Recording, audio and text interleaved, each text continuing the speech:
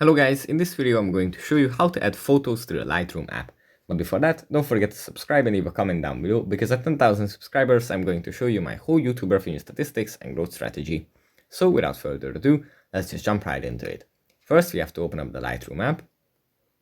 And here in the Lightroom app, it usually opens up in the gallery, but we have to go into Lightroom.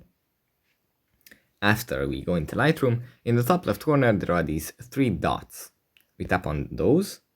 And then we find add photos. We tap on add photos, and then we can select either from where we want to add photos. We can select either gallery or files, depending on where we store our photos. This is a crucial step to select this. So yeah, that's pretty much it for this video. Hope it was helpful for you guys, and I'll see you in the next one. And I hope I'll see some good edits from you guys.